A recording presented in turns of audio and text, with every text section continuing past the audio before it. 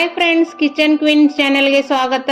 ಇವತ್ತು ನಾನು ನಿಮಗೆ ಸಬ್ಬಕ್ಕಿ ಪಾಯಸ ಹೇಗೆ ಮಾಡೋದಂತ ಹೇಳಿಕೊಡ್ತಾ ಇದ್ದೀನಿ. ಬೇಕಾಗುವಂಥ ಸಾಮಗ್ರಿಗಳು: ನೆನೆಸಿರುವ ಸಬ್ಬಕ್ಕಿ, ಗೋಡಂಬಿ, ದ್ರಾಕ್ಷಿ, ಬಾದಾಮ್, ಕೋವಾ, ಸ್ವಲ್ಪ ಹಾಲು. ಒಂದು ಪ್ಯಾನ್ಗೆ 1 ಸ್ಪೂನ್ ತುಪ್ಪವನ್ನು ಹಾಕಿಕೊಳ್ಳಬೇಕು. ಈ ತುಪ್ಪ ಬಿಸಿಯಾದ ತಕ್ಷಣ ನಾವು ತೆಗೆದುಕೊಂಡಿರುವ ಡ್ರೈ ಫ್ರೂಟ್ಸ್ ಅನ್ನು ಹಾಕಿಕೊಳ್ಳಬೇಕು. ನಾನು ಇಲ್ಲಿ ಬಾದಾಮು ಮತ್ತು ಕಾಜು, ಒಣ ದ್ರಾಕ್ಷಿಯನ್ನು ತೆಗೆದುಕೊಂಡಿದ್ದೇನೆ. ಈ ತುಪ್ಪಕ್ಕೆ ಹಾಕಿ ಚೆನ್ನಾಗಿ ಫ್ರೈ ಮಾಡಿಕೊಳ್ಳಬೇಕು.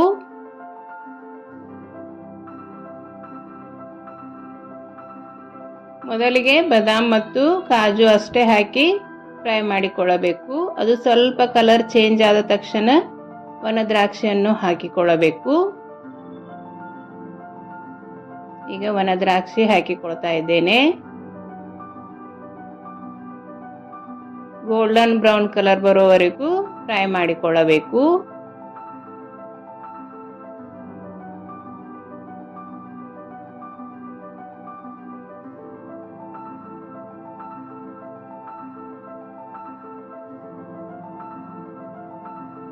ಈಗ ಕಲರ್ ಚೇಂಜ್ ಆಗಿದೆ, ತೆಗೆದುಕೊಳ್ಳೋಣ. ಯಾರಾದರೂ ಮೊದಲನೇ ಸಲ ನನ್ನ ಚಾನೆಲ್ ಅನ್ನು ನೋಡ್ತಾ ಇದ್ದರೆ ಸಬ್ಸ್ಕ್ರೈಬ್ ಮಾಡಿ ನೋಡಿಕೊಳ್ಳಿರಿ ಮತ್ತು ಪಕ್ಕದಲ್ಲೇ ಇರೋ ಬೆಲ್ ಐಕಾನ್ ಅನ್ನು ಕ್ಲಿಕ್ ಮಾಡಿ ಆಲ್ ಅಂತ ಸೆಲೆಕ್ಟ್ ಮಾಡಿರಿ.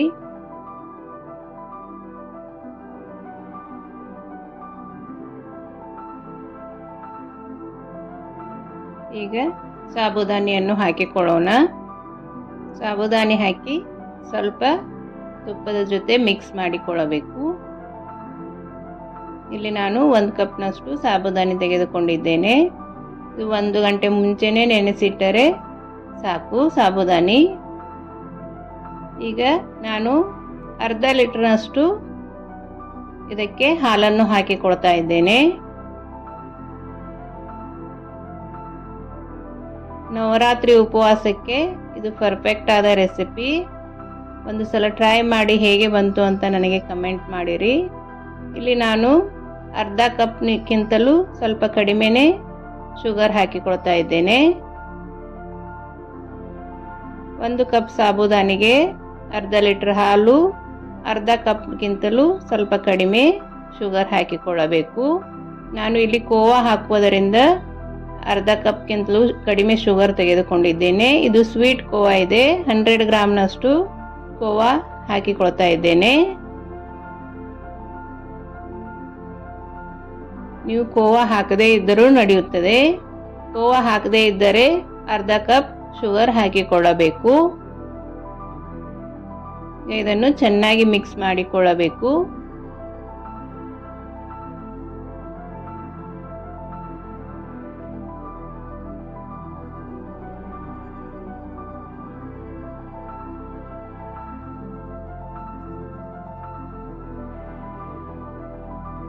ಇದಕ್ಕೆ ಈಗ ಫ್ರೈ ಮಾಡಿ ಇಟ್ಟುಕೊಂಡಿರುವ ಡ್ರೈ ಫ್ರೂಟ್ಸ್ ಅನ್ನು ಹಾಕಿಕೊಳ್ಳೋಣ.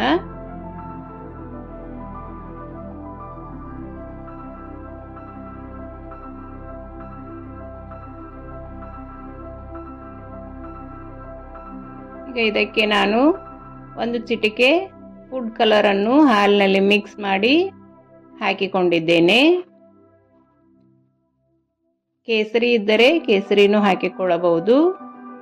ಇದನ್ನು 3 ನಿಮಿಷ ಬಾಯ್ಲ್ ಮಾಡಿಕೊಳ್ಳಬೇಕು. ಈ ರೀತಿ ಬಾಯ್ಲ್ ಆದರೆ ಸಾಕು. ಈಗ ಇದು ಚೆನ್ನಾಗಿ ಪಾಯಸ ರೆಡಿಯಾಗಿದೆ.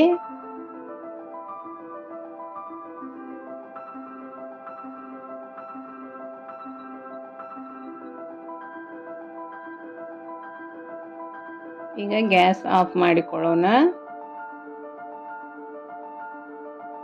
ಮೇಲ್ಗಡೆಯಿಂದ 1-2 ಸ್ಪೂನ್ ತುಪ್ಪ ಹಾಕಿಕೊಳ್ಳಬೇಕು. ತುಪ್ಪ ಹಾಕುವುದರಿಂದ ಟೇಸ್ಟ್ ಚೆನ್ನಾಗಿ ಬರುತ್ತದೆ. ಈಗ ಈ ಪಾಯಸವನ್ನು ಒಂದು ಬೌಲ್ಗೆ ಹಾಕಿಕೊಳ್ಳೋಣ. ಇದನ್ನು ಒಂದು ಚಿಕ್ಕ ಬೌಲ್ ತಿಂದರೆ ಹೊಟ್ಟೆ ತುಂಬಿ ಬಿಡುತ್ತದೆ. ಉಪವಾಸಕ್ಕೆ ಪರ್ಫೆಕ್ಟ್ ಆದ ರೆಸಿಪಿ. ಒಂದು ಸಲ ಟ್ರೈ ಮಾಡಿ. ನಾನು ಮಾಡುವ ಅಡಿಗೆಗಳು ನಿಮಗೆ ಇಷ್ಟವಾದಲ್ಲಿ ನಮ್ಮ ಚಾನೆಲನ್ನು ಸಬ್ಸ್ಕ್ರೈಬ್ ಮಾಡಿ, ಶೇರ್ ಮಾಡಿ, ಲೈಕ್ ಮಾಡಿ ಮತ್ತು ಪಕ್ಕದಲ್ಲೇ ಇರುವ ಬೆಲ್ ಐಕಾನ್ ಅನ್ನು ಕ್ಲಿಕ್ ಮಾಡಿ ಆಲ್ ಅಂತ ಸೆಲೆಕ್ಟ್ ಮಾಡಿ. ಈಗ ಸಬ್ಬಕ್ಕಿ ಪಾಯಸ ರೆಡಿ ಆಯಿತು.